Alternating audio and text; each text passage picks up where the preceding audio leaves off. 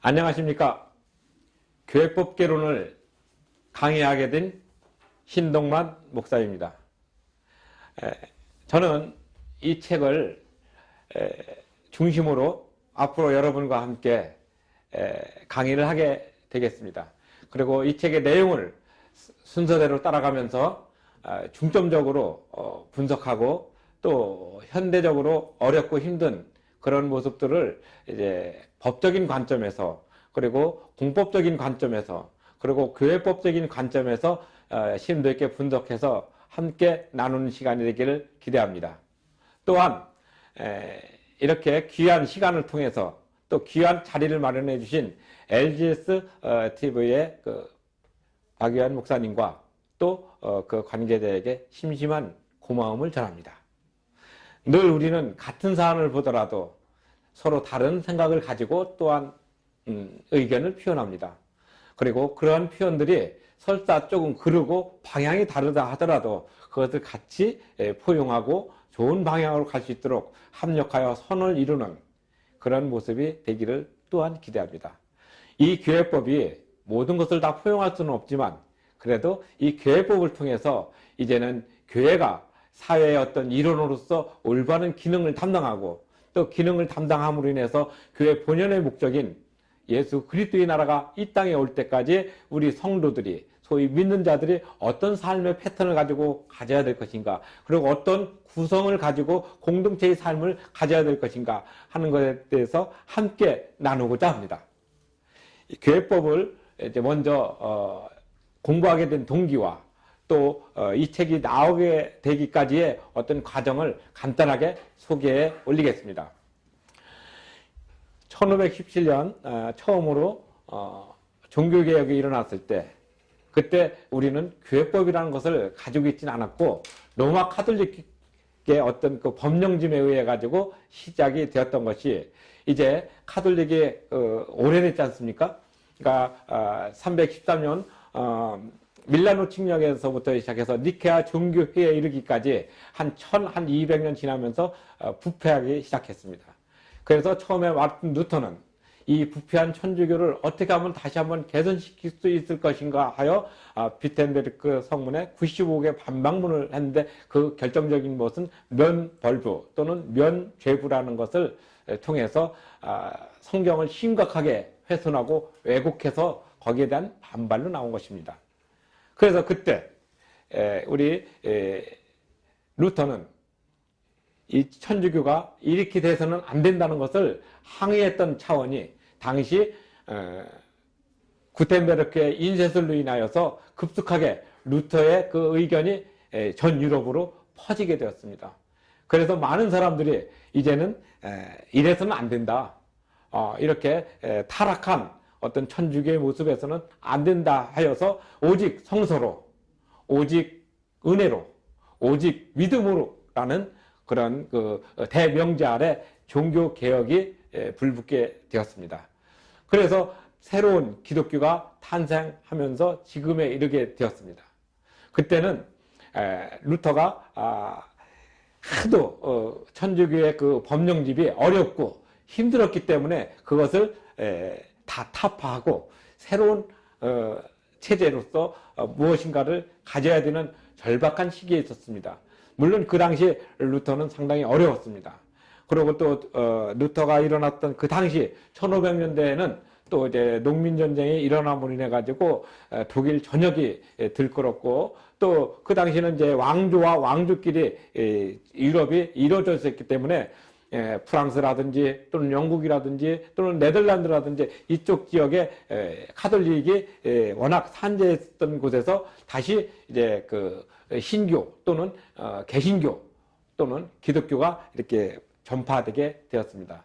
그런 가운데 있어 가지고 기독교가 이제 새로운 어떤 형태를 가지게 되는데 그것이 이제 영국에서는 국교회 또는 성공회로 해서 나타났고 스위스에서는 칼빈의 그 기독교, 그 다음에 프랑스에서는 의교노라고 해서 신교가 탄생하게 되었습니다.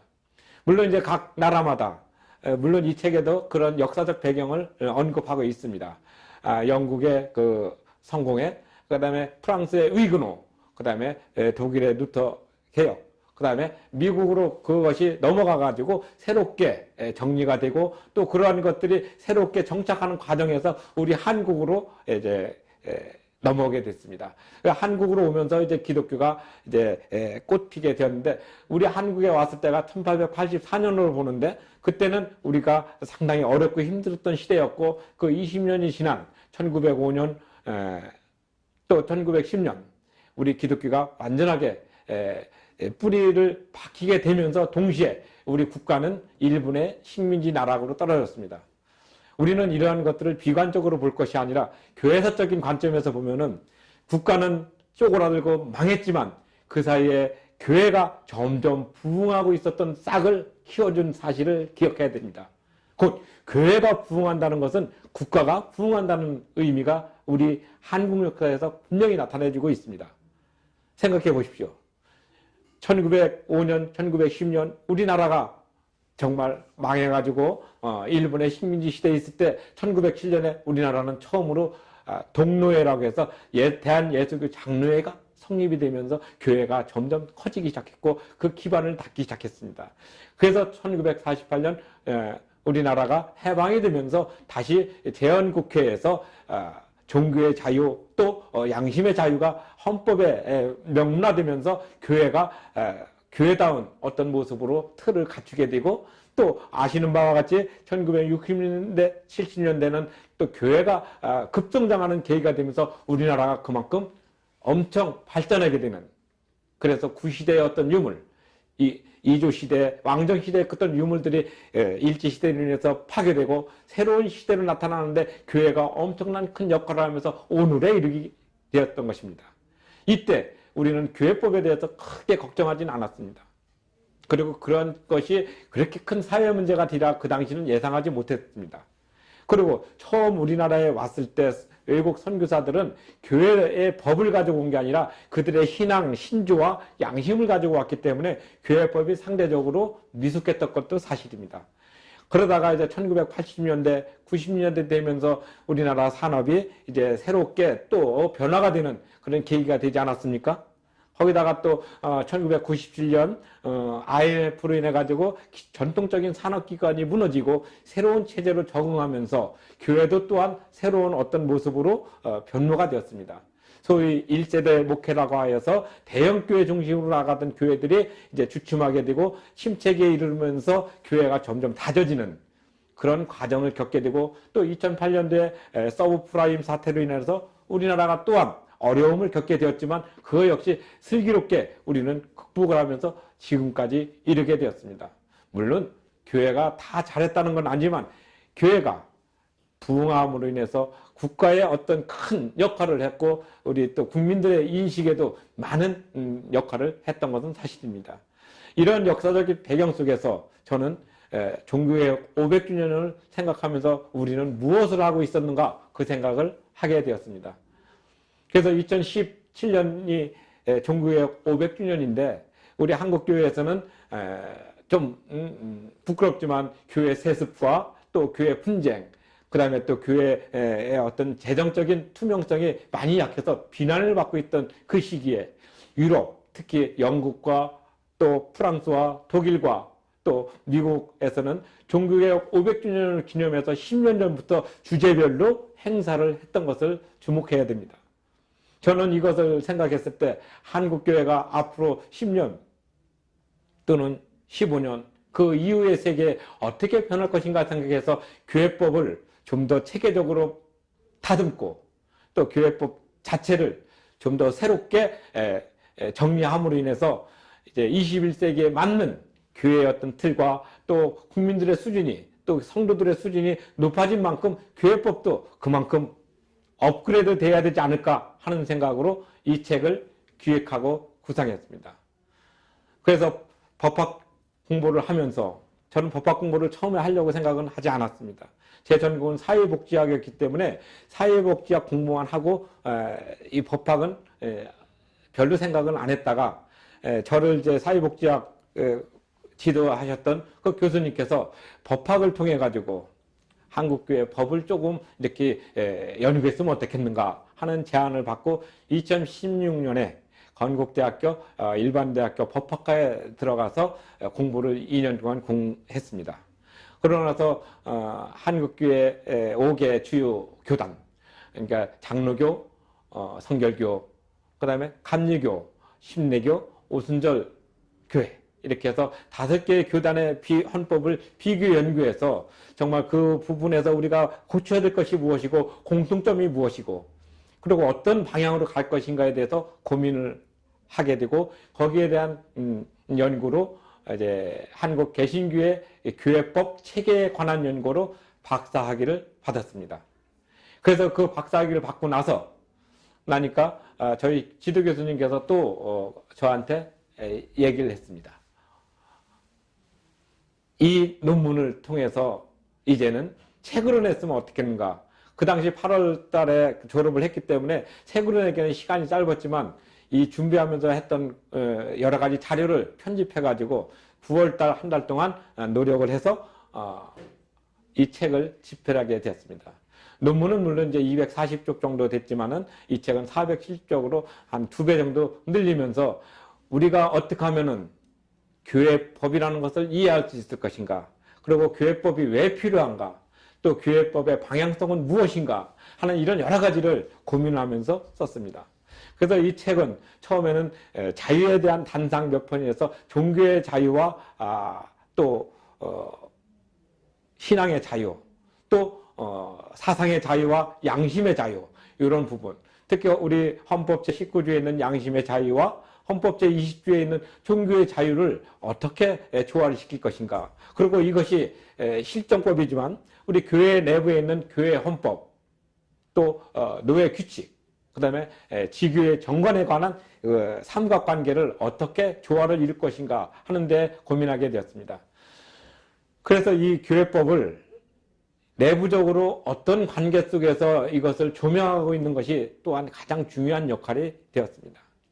그래서 저는 우리 한국교회가 이제는 주먹구구식으로 운영되는 것이 아니라 법적인 관점에서 체계적으로 운영이 되고, 또 그래서 누구나 공감할 수 있고 누구나 이해할 수 있는 부분으로 이 교회법을 알고 운영을 한다면은 지금처럼 교회가 사회의 어떤 분란의 요소라든지 또는 지탄의 요소로는 많이 상쇄될 것이라 확신합니다.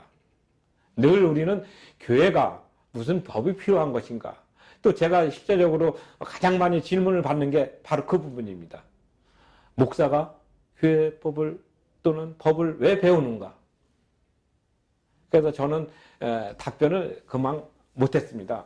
왜냐하면 내가 공부하고 있는 법을 왜 하냐고 물을 때 그걸 갖다가 어떤 이유를 가지고서 답변하기란 쉽지 않았습니다. 근데 따지고 보면은 이 교회법이란 것은 우리가 생각하는 대로 어떤 그 부분적인 사회에서 나타나는 법이 아니라 하나님 법에서 포함되어 있는 아주 작은 부분입니다. 하나님께서도 처음에 우리에게 그 말씀을 하시지 않았습니까? 내 말을 잘 지키고 또 순종한다면 난 너한테 복을 주겠다. 그 복이라는 것은 물질적인 복도 포함되지만은 자손이 번창하면서 또 이 땅을 다스릴 수 있는 권한을 주신 것입니다. 따지고 보면 에덴 동산에서 아담에게 주었던 모든 권한을 이 땅에서 새롭게 연결시켜 주겠다는 의미하고 같지 않겠습니까? 우리가 이것을 꼭 글로 써가지고 뭐 이렇게 공증을 받아야만이 법의 효력이 있는 것이 아니라 말로 한 구주 약속도, 그래서 우리는 아브라함과 또 하나님과 약속을 언약이라고 표현하는 것과 같습니다. 우리는 늘 법이라고 생각하면은 어렵게 생각하고, 또 법이라고 생각하면은 뭔가 범법보다 잘못된 사람들만이 적용되는 법이라고 생각하지만 사실은 그렇지 않습니다. 잘 지키는 사람도 법이 필요한 것입니다. 또 잘못 지킨 사람들에게도 법이 필요합니다. 그래서 법은 누구에나 공평한 것이죠. 근데 우리는 교회법이라고 해서 교회 다니는 사람만 특별하게 하는 어떤 그 법으로 오해하는 경우도 있습니다. 우리는 법을 우리의 삶 속에서 함께 녹아져 있고, 법은 선제적으로 나타나는 것이 아니라 어떤 행위가 나타났을 때 그 행위가 축적돼 가지고 전체적으로 나갔을 때 나중에 만들어지는 어떻게 보면 수동적인 것이 법입니다. 근데 우리는 법을 통해서 상대방을 억압하려고 하는 그런 경향이 있죠. 근데 법은 상대방을 편안하게 해주기 위해서 필요한 것이죠. 그래서 우리는 법의 가장 중요한 것은 신의와 성실 원칙이라는 표현이 있습니다. 내가 성실하게 저 사람에게 대하면은 저 사람은 신의로서 믿음으로써 나한테 보답을 할 것이다. 이것을 가지고 있어요.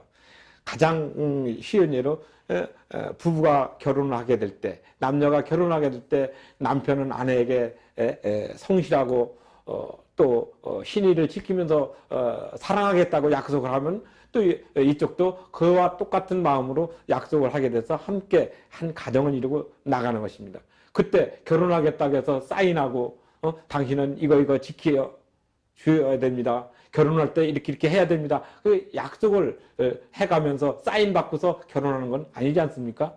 사랑이라는 것은 표현될 수 있는 것이지만 그걸 글로 표현해서 이렇게 서명을 받고 확약을 받고 하는 것은 아니라고 생각합니다.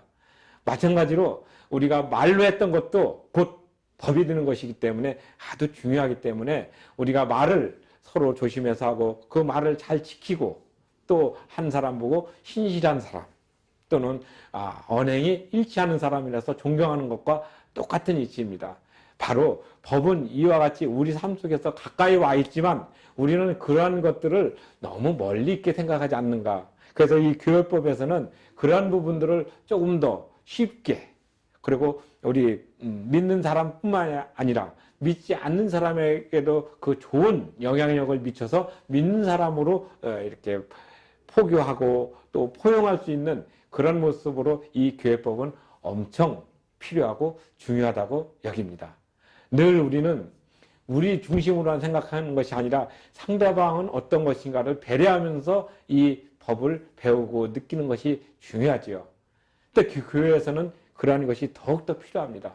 늘 우리는 이 법에 대해서 얘기할 때는 좀 경직되고 또 어렵게 생각하고 그렇게 생각하시는 것보다 앞으로는 법을 내 삶의 어떤 동반자다. 제가 법을 배워서 이런 얘기하는 게 아닙니다. 법은 늘 우리 속에 있다는 거. 그래서 법이란 단어를 풀어보면 물 흐르는 것과 같다고 얘기했습니다. 그래서 저는 헌법을 공부했고 또 공법을 공부하면서 이 교회법이 우리 한국교회 또는 세계교회 모든 교회에 공통적으로 표현될 수 있는 그런 모습으로 나타나게 된다면은 교회에서 어떤 분란이 일어났을 때 우리는 대처를 할 수가 있습니다. 특히 세상과 어떤 갈등 관계에 있을 때 교회는 교회들의 법을 잘 지키게 된다면 세상 법과의 그 마찰을 최소화시킬 수 있음에도 불구하고 그러지 못하는 것이 안타까울 뿐입니다. 그래서 사도 바울도 교회 내에서 일어났던 모든 어려움과 분쟁은 그 안에서 해결해야지 세상 법정으로 갖고 가지 말라고 권유했던 것도 바로 이런 이유가 아니겠습니까? 따지고 보면은 사도 바울과 어거스틴과 칼빈 또는 루터 이분들은 다 법에 대해서 능통하신 분들이었습니다. 그분들이 지금으로 따진다면 목사라고 얘기한다면 지금의 목사도 지금의 목회자들도 이 법에 대해서는 어느 정도 감각을 가지고 있어야 되지 않겠습니까? 바로 그러한 것들이 우리한테 미숙하고 또 내가 하나님의 법을 잘 지키고 있는데 세상 법을 뭐하러 그렇게 힘들어서 지켜야 되나 하는 이런 이미지를 또는 이런 생각을 가지고 저한테 질문하신 분도 많았습니다. 저는 그런 분들한테 단호하게 얘기해 주고 싶습니다. 하나님의 법은 곧 교회법이다. 그래서 교회법은 전반적으로 캐논이라고 해서 보편적인 법으로 얘기를 합니다. 캐논은 따지고 보면은 지팡이 또는 척도라는 의미가 있습니다. 그래서 성경은 모든 것에 척도가 되고 지팡이가 되기 때문에 성경은 바이블이라는 용어를 쓰고 바이블의 원어적인 것은 캐논이 되는 것입니다. 그래서 캐논법이라고 하는 것을 교회법이라고 얘기합니다.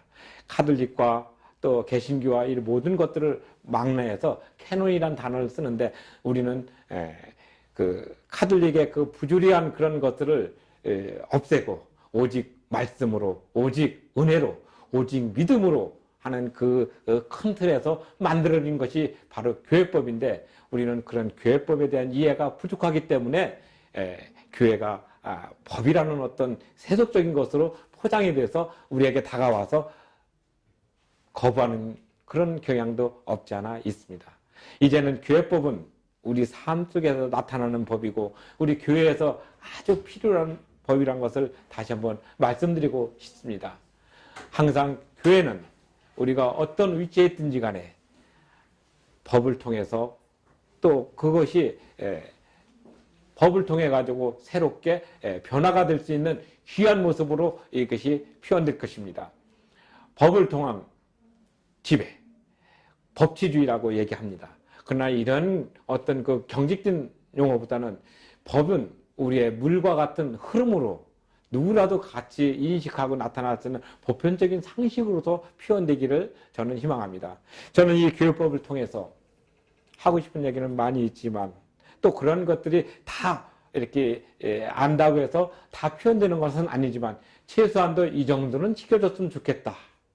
그리고 최소한도 이 정도는 서로가 이해했으면 좋겠다. 그리고 이런 부분들을 서로가 다듬어질 때 교회는 정말 평화롭고 행복한 모습으로 변할 것이라 확실합니다. 그리고 또한 오늘은 이렇게 교회법의 그 흐름 전체적인 것을 조금만 말씀드렸습니다. 저는 강의를 할 때마다 항상 교회법이 왜 필요한가에 대해서 조금씩 얘기를 하고 강론으로 들어가려고 생각합니다.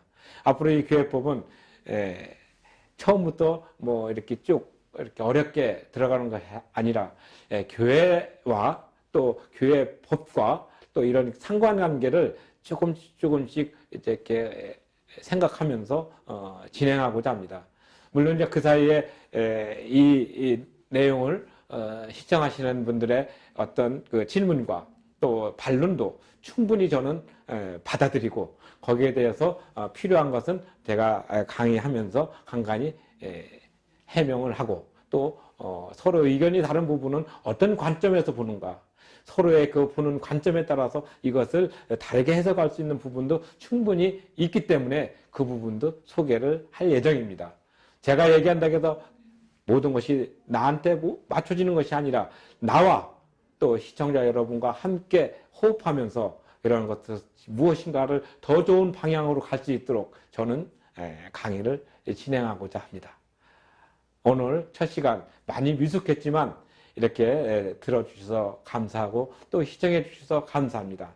더 좋은 강의가 될 수 있도록 여러분들 저를 위해서 많은 기도를 해주시고 이 한국교회를 위해서 더욱더 기도해 주시고 한국교회가 이 사회에 정말 보루로서 수호자로서 나타날 수 있도록 함께 노력해 가야 되지 않겠습니까? 감사합니다.